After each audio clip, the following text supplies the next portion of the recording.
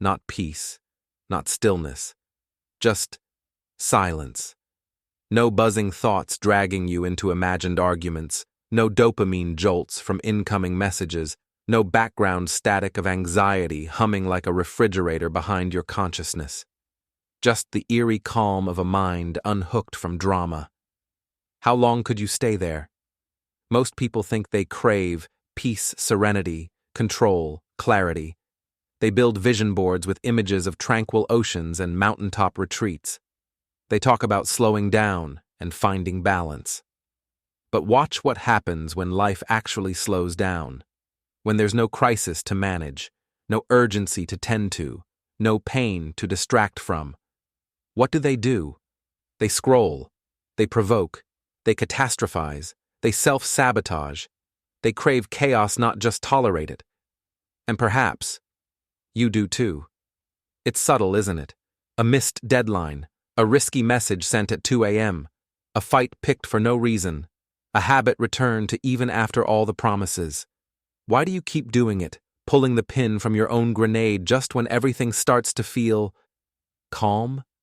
Maybe it's not just random self-destruction. Maybe it's a pattern, a reflex, a compulsion that feels like home. Ask yourself, why is boredom more unbearable than stress? Why does calmness feel suspicious, like the quiet before something terrible? Why do you feel more yourself in disorder than in order? And most terrifying of all, what would you be if not constantly fixing a mess? We idolize stability, but flirt with chaos in secret. We say we want peace, but when peace comes knocking, we don't answer. Why? Because peace demands presence, and presence demands that we feel everything. In chaos, you don't have to feel, you just have to survive. But in stillness, you meet yourself. And that might be the scariest encounter of all. What if chaos isn't just a glitch in your behavior, but the structure of your identity? What if the battles you keep fighting aren't external, but internal, waged between your conditioned reflex to suffer and your silent longing to be free? Look back on your life. The moments that were too quiet, too easy. What did you do with them? Did you rest, or did you wreck it? Did you build, or did you burn? Were you chasing happiness, or just trying to escape the silence? There's a hidden addiction most people never name, not to substances, not to people, but to chaos itself. It's not always loud or explosive. Sometimes it's just an inability to not create problems, a kind of psychological tinnitus. When everything's quiet, you invent a scream. And like any addiction, it's not about pleasure. It's about familiarity. You don't return to the fire because you enjoy the burn. You return because the burn reminds you you're alive. But what if that's a lie? What if you've mistaken chaos for aliveness, drama for depth, anxiety for importance? This isn't about blaming yourself. It's about seeing something most people never dare to look at. The possibility that you've built your personality, your routines, even your relationships around the maintenance of inner turbulence. That the noise inside is not a malfunction, it's a defense mechanism, a way to avoid the unbearable lightness of being. So here's the great question. Are you addicted to chaos because it's what you truly want, or because it's what you were trained to need? Don't answer too quickly. Let it haunt you, because what comes next isn't a lecture. It's an excavation of your past, of your pain, of your programming. We're going to dig beneath the surface of this addiction, not to moralize it, but to understand it. Not to shame you, but to reveal the ancient buried logic that fuels it. Chaos is not the enemy, but neither is it your destiny. There's a scene buried in the unconscious of nearly every human life. A child sits in a chaotic room. Maybe there's shouting, maybe there's neglect, maybe there's just the dull ache of emotional absence. But somewhere, early on, the child learns a strange lesson, not through words, but through atmosphere.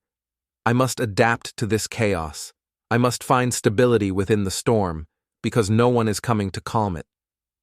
This isn't always abuse or trauma in the dramatic sense. Sometimes it's simply unpredictability, inconsistent affection, mixed signals, love laced with fear. But over time, the child's nervous system becomes wired not to expect calm, but to navigate chaos, to find meaning in mess, to anchor their identity to the role of the fixer, the pleaser, the fighter, or the ghost. And so begins a deep psychological confusion. Safety becomes associated with instability. Not because it's good, but because it's familiar. Carl Jung once wrote, "Until you make the unconscious conscious, it will direct your life and you will call it fate." Nowhere is this more evident than in your relationship to chaos. You think you're choosing it. You're not. You're reenacting it. There's a reason you feel off balance when life is calm. It's not stimulating the parts of your psyche that have been trained to scan for danger. Your fight-or-flight systems, so often misunderstood as only a response to crisis, becomes a baseline operating mode. It needs something to fight, or it begins to feel empty. Here's where it gets darker. Even your sense of identity may be built around this chaos.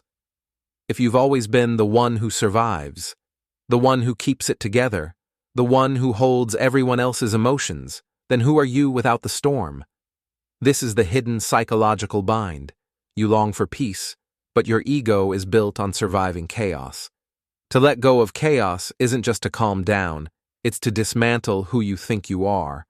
Friedrich Nietzsche captured this tension when he wrote, "You must have chaos within you to give birth to a dancing star." But that quote is often misused. Nietzsche wasn't glorifying endless turmoil. He was pointing to the transformation that can emerge from chaos, not the worship of it. Yet many people stop short of that transformation. They remain in the womb of unrest, because the birth into stillness requires death of roles, of stories, of identities. Let's bring in another thinker, Viktor Frankl. In his existential exploration, Man's Search for Meaning, Frankl wrote about the existential vacuum, that dreadful emptiness people feel when stripped of distractions and comforts. For some, chaos is a way to fill that vacuum with noise, any noise, so they never have to face the deeper question. If I'm not fighting, fixing, or fearing something, what am I here for? This is not a conscious question, which is why most people never answer it. Instead, they just loop through cycles of self-created stress, confusing motion with purpose, turbulence with aliveness. Frankl warns of this modern disease, the need to constantly chase stimulation, lest one confront the abyss of meaninglessness. But the abyss is not your enemy. The problem is the fear of the abyss. The fear of silence, of truth, of unfiltered presence. And so chaos becomes a shield, a noise machine, a sedative masquerading as adrenaline. Let's step deeper. From a neurological standpoint, the brain habituates to whatever conditions it experiences most. If your early environment was volatile, your amygdala, your brain's threat detection center, learned to be hypervigilant. Over time, this becomes chronic. Even when the external world is safe, your internal world is wired to scan for threat. This leads to anticipatory anxiety. You start fearing the absence of problems more than problems themselves. Why? Because the absence of chaos feels unreal, and reality, by your brain's wiring, feels like tension, urgency, noise. So when things are quiet, you stir the pot. Not because you're broken, but because your nervous system is trying to return to its warped baseline of safety. Now, here's the philosophical kicker. What if your addiction to chaos is actually a symptom of a much deeper spiritual hunger? Not just for stimulation, not just for distraction, but for transcendence. Aldous Huxley wrote extensively about how modern humans are starved of meaning and, in the absence of transcendence, turn to substitutes: drama, consumption, rage, hyperstimulation. Chaos is often not desired for itself, but because it mimics the intensity of spiritual awakening. It feels like something is happening. It mimics aliveness, but it's hollow. In truth, what you might really be craving isn't disorder, it's depth. Not turbulence, but truth. You just don't know how to find it without setting fire to your life. This is the psychological and philosophical route. You were trained by experience, culture, and neurobiology to interpret peace as danger, stillness as stagnation, and chaos as aliveness. But that training is not the truth. It's a map someone handed you when you were too young to question it. A map that leads in circles. And now here you are older, exhausted, and maybe finally ready to stop walking that loop. But stopping isn't easy, because to step off the track is to confront the question, who am I without the noise? You think you're managing. You think it's just a bit of stress, a little tension, a phase. You tell yourself, everyone has drama, everyone's busy, I just have a lot going on. But beneath that rationalization, something quieter and more dangerous is unfolding. Chaos doesn't just waste your time, it rewires your life, and not just externally, but in the way you feel, think, and exist. Let's begin with the body. The human nervous system wasn't built for continuous crisis. It was designed for short bursts of survival. Outrun the predator, escape the fire, survive the winter. But when your inner world mimics a battlefield every day, when adrenaline and cortisol become your default state, the entire organism begins to warp.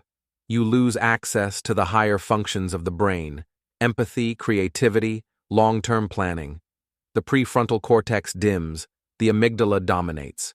You begin making decisions not from clarity but from threat. And the tragedy? You don't even notice. Because the brain normalizes chaos. It stops treating it as a crisis and starts coding it as homeostasis. That means even when you're burning out, pushing people away, or losing touch with your own needs, it feels familiar.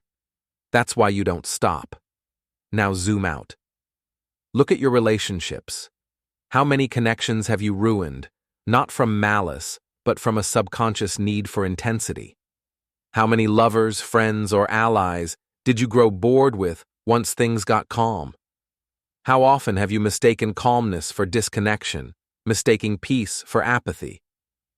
Here's a bitter truth. You may have sabotaged the very stability you claim to want because your inner chaos couldn't tolerate it. You didn't trust it. You couldn't feel yourself in it. So you provoked. You tested. You fled. This isn't about blame. It's about waking up. Because if you don't see the pattern, it keeps running your life. And it's not just personal. Entire societies run on chaos addiction. News cycles built for outrage. Social media designed to keep you emotionally spiked. Economic systems that reward urgency and punish rest. A culture that equates busyness with worth and stillness with laziness. You've been conditioned to equate productivity with survival. If you're not doing, hustling, fixing, scrolling, consuming, you feel like you're dying. But you're not dying. You're just confronting the absence of artificial stimulation.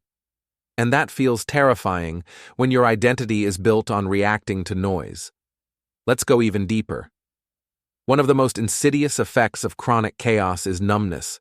It's paradoxical, isn't it? You'd think chaos makes people feel more. But over time, it dulls you. It floods your nervous system to the point that subtlety disappears. You lose the capacity to notice joy, to linger in beauty, to feel the nuances of intimacy. You're either overwhelmed or nothing. You live in extremes, highs or lows, noise or numbness, because moderation, subtlety demands presence, and presence is too quiet for your overtuned inner alarm system. This is why people feel dead inside, even when they're surrounded by opportunity. They've burned out their receptors for calm aliveness. They can't feel peace anymore, only conflict. But here's the worst part. This addiction to chaos slowly convinces you that something is wrong with you. You start to believe that you're just broken, that maybe you're not meant for love, that maybe you'll never feel at ease, that maybe all this tension, this drama, this restlessness is just who you are. But that's not true. You're not broken. You're conditioned. Conditioned to seek out the emotional frequencies you grew up with. Conditioned to mistake anxiety for excitement. conditioned to feel guilty when life gets easy. And what does this do to your purpose? It buries it. You can't build a meaningful life if your energy is constantly diverted into managing fires, especially fires you lit yourself just to feel something. This is how dreams die, not in flames, but in 1,000 tiny misfires of self-sabotage, restlessness, avoidance, and overstimulation. The cost of chaos is your potential. Not because you lack it, but because you keep drowning it in noise. Arthur Schopenhauer wrote, "A man can do what he wills, but he cannot will what he wills." Your conscious mind wants freedom, but your unconscious mind is still tethered to the storm. Until that unconscious bond is severed, you will continue to recreate turbulence even in paradise. And society will help you do it. It will sell you distractions. It will reward your hustle. It will applaud your grind, all while you quietly decay inside, overworked, overstimulated, underpresent. Let this land. If you don't make peace with peace, you will never be free, because freedom isn't just the absence of constraint, it's the presence of inner stability. The ability to sit without panic in stillness, to not chase drama for meaning, to not need an emergency to feel important. So now you must ask, what is the true cost of your addiction to chaos? Not just in hours lost or energy drained, but in you. The real you. Who gets buried beneath the noise. Let's be honest. You don't break free from chaos with a journal prompt and a cup of tea. You don't meditate your way out of a nervous system that's been trained like a soldier. This isn't self-care. This is war. And not a war against the world. Not against toxic people, the media, or your past. This is a war against the reflex inside you that craves destruction in the name of survival. A rebellion against the belief that stillness is dangerous, that peace is boring, that calm is weakness. But here's the paradox. To rebel against chaos, you must stop fighting. Because every time you fight, even for good reasons, you feed the very mechanism that keeps you trapped. This is the rebellion of unlearning. You don't break free by becoming stronger. You break free by becoming aware, by noticing the moment your brain craves noise, by catching yourself in the act not with shame, but with curiosity. You must become a detective of your own mind. Start with the moment before the mess, before you send the impulsive message, before you say yes to the obligation that will drain you, before you scroll for 45 minutes and call it rest. That moment is the gateway. Pause, ask yourself, what am I avoiding right now? Not in the world, but in me. That question is a blade. It cuts through the illusion.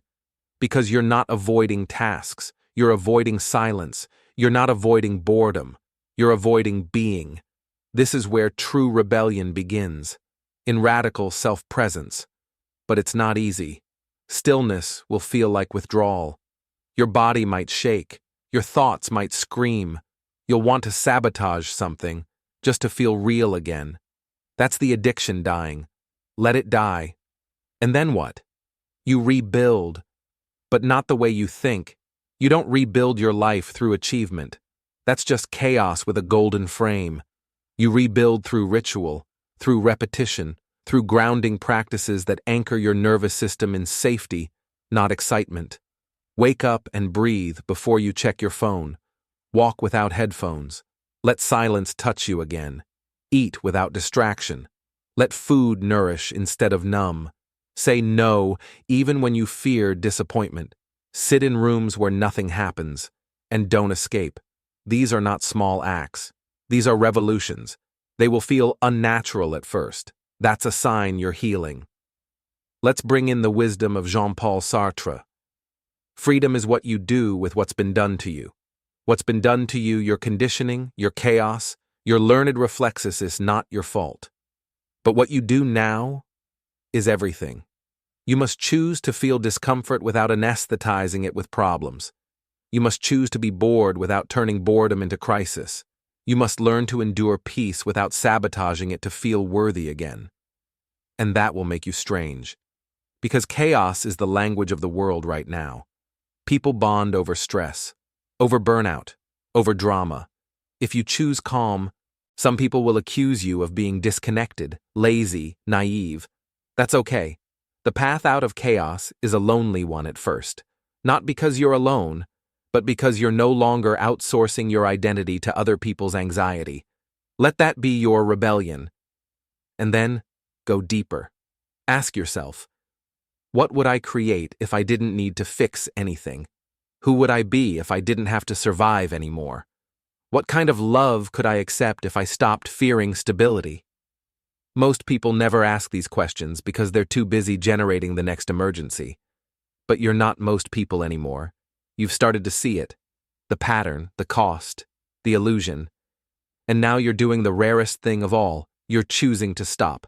That is rebellion, not a fight, not a scream, but a quiet, powerful no to everything that keeps you small. But don't stop here. Because freedom isn't just the absence of chaos, it's the presence of truth.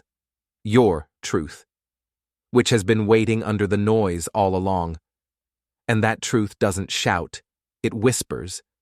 You must become quiet enough to hear it. The irony? The more you break free from chaos, the more sensitive you become, to beauty, to pain, to meaning. You'll cry more, feel more, rest more. Not because you're weak, but because you're no longer numb. This is what liberation looks like. Feeling life fully, without using suffering as a filter. You no longer need to break things to prove you're alive. You no longer need chaos to feel worthy. You no longer need emergencies to justify your existence. You are enough, even in stillness. Especially in stillness. It begins like this. You wake up, and something's different. Not dramatic, not cinematic, just still. You don't bolt out of bed. You don't reach for your phone. You don't feel that familiar pit of urgency clawing at your chest. Instead, there's a strange kind of emptiness, not numbness, not apathy, something deeper, a silence. And for a terrifying moment you think, is this it? Is this what peace feels like? It is. But your mind will resist it. It will beg for stimulation. It will whisper, this is boring. This is pointless. This is not you. It will try to seduce you back into chaos not because it's evil, but because it's afraid. You see, the deepest truth isn't that you're addicted to chaos. The deepest truth is that you've been afraid of who you are without it. Because when the drama dies, when the adrenaline fades, when the fires are no longer burning, what's left? You. Naked. Unmasked. Unperformed. And that's the truth most people never reach, not because they can't, but because they're never still enough to meet themselves. And meeting yourself is the most radical act of all. Because here's what you discover when you finally sit in silence and let all the noise drain away. You were never addicted to chaos. You were addicted to feeling needed, to feeling important, to feeling alive in a world that taught you that stillness equals insignificance. You were taught to believe that rest is laziness, that calm is failure, that ease is a betrayal of your potential. But that was never your truth. Your truth is quieter, older, wiser. It's the part of you that existed before the chaos, before the coping mechanisms, before the overfunctioning, overthinking, overgiving, overperforming. That part of you, the real you, doesn't need drama to feel worthy. It doesn't need struggle to feel purpose. It doesn't need noise to prove it exists. It just is. This is the great paradox. You've spent your entire life building, fighting, fixing, proving, only to return to the self you were before the world taught you to abandon it. And when you finally return, you see it clearly. You are not the chaos. You are the space it was trying to fill. The chaos was a decoy, a distraction, a mask. But you were always there behind it, beneath it, beyond it, like a mountain hidden in fog. So let's go one step further. What happens after the silence, after the withdrawal, after the storm has passed? You begin to create, not out of scarcity, not out of urgency, not out of fear, but from stillness, from wholeness, from presence. This is the secret few ever discover. The most powerful form of creation comes not from chaos, but from clarity, from the spaciousness that emerges once the noise has cleared. You start making art, not because you're suffering, but because you're awake. You build relationships, not out of dependency, but out of resonance. You begin choosing life, not reacting to it. And people will notice. They'll say, "You've changed," that you're different, calmer, softer. Some might drift away, unable to recognize this version of you. Let them. That's not loss. That's refinement. Because you're not abandoning your old self. You're releasing the self that was built in reaction to pain, and reclaiming the self that was forged in silence. You'll start to understand something deeper, something eternal. You were never meant to live inside the fire. You were meant to walk through it, burn off what isn't yours, and step into the open untouched at your core. The chaos was the crucible, not the identity. So here's the ultimate truth, the one buried beneath every pattern, every addiction, every loop. You are not here to survive the storm. You are here to remember you are the sky. The sky does not tremble, it holds, it witnesses, it expands, and no matter how violent the storm, the sky remains. That's what you are, not the noise, not the fire, not the fear, the space beneath all of it, the space that watches, that endures, that knows. And once you realize this deeply, not just intellectually, everything changes. You stop reacting, you start choosing, you stop grasping, you start breathing, you stop rushing, you start being. That is freedom, not chaos, not calm, but the ability to stand in the center of both, untouched. So as this journey closes, ask yourself not how to stay calm forever. That's not the point. Instead, ask, can I remain myself in the presence of chaos without becoming it? That is your final task, not to eliminate all storms, but to stop building your home in them. Let others chase noise. Let others mistake movement for meaning. You now know better. You now know the truth. The most radical act in a chaotic world is not to escape it, but to no longer let it define you. And in that rebellion, in that stillness, in that deep return to self, you become something far more powerful than a survivor. You become free,